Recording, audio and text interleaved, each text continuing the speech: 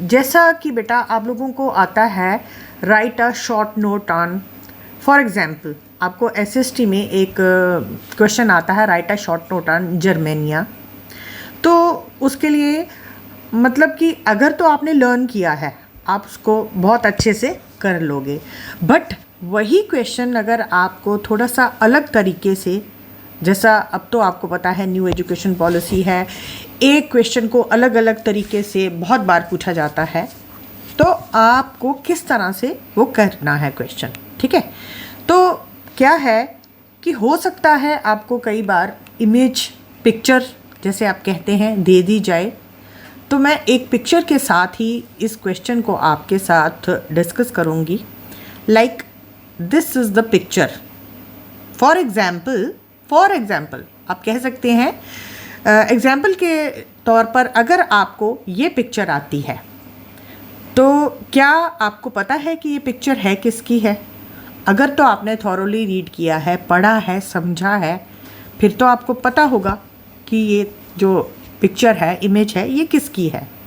मैंने अभी आपसे बात की जर्मनी, तो आपको देखने से इस पिक्चर को क्या लग रहा है कि ये पिक्चर किसकी हो सकती है ना।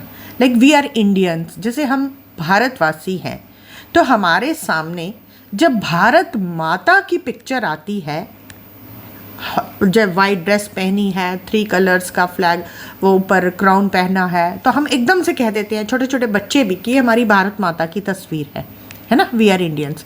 बट जब हम हिस्ट्री पढ़ रहे हैं और अगर हमें नहीं पता है ये पिक्चर हमारे सामने आती है, तो हमें थोड़ा सोचने पे मजबूर करती है ये पिक्चर है किसकी है। आप इन्हें दूसरे शब्दों में एक तरह से जर्मनी की भारत माता तो हो नहीं सकती, बट मतलब जर्मनी के लोगों के लिए हमारी भारत माता, जैसे हमारे भारत के लिए भारत माता, तो जर्मनी के लिए ये उनकी माता, लाइक कंट्री, जैसे उनकी कंट्री को रिप्रेजेंट कर रही ये पिक्चर है। उनके लिए ये, जर्मनी के लिए, उनके लोगों के लिए ये उनकी माता, जैसे उनके देश का गौरव, गर्व है ये पिक्चर।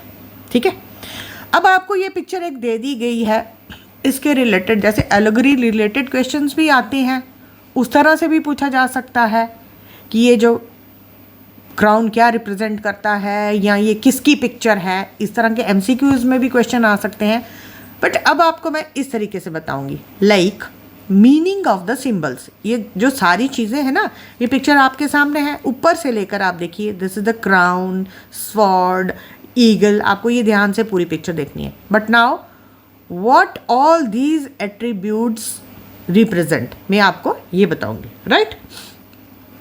लाइक सबसे पहले क्या है, ब्रोकन चेन्स। ठीक है, तो आपको इस पिक्चर में ये नीचे ब्रोकन चेन्स दिखाई दे रही हैं। So what does this symbol represent, means being freed. ठीक है, तो ये आपको ध्यान रखना है।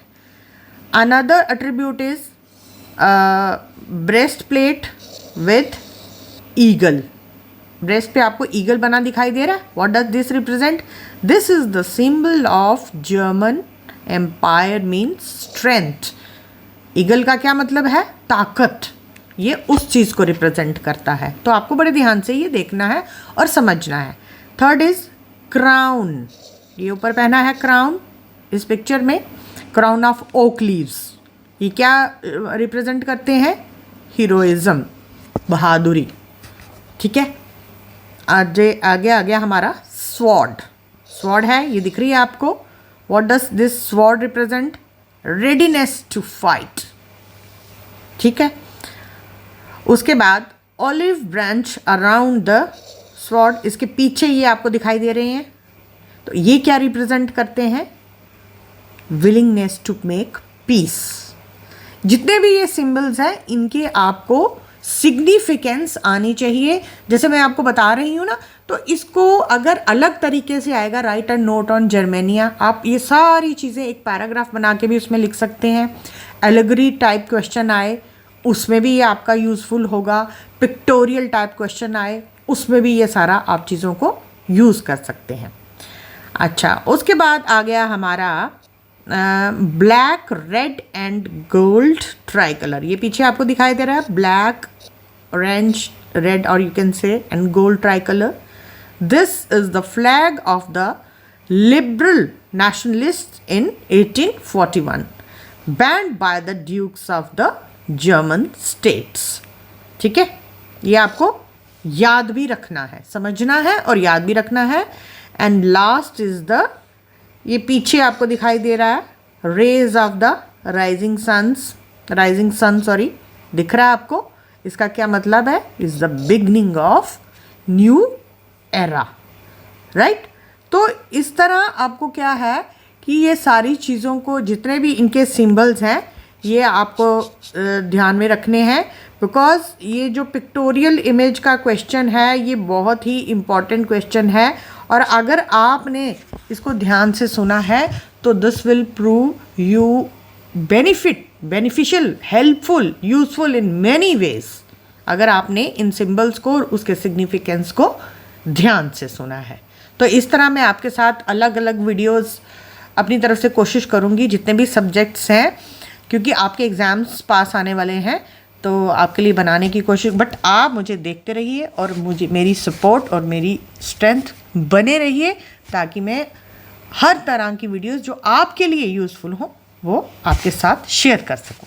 Thank you.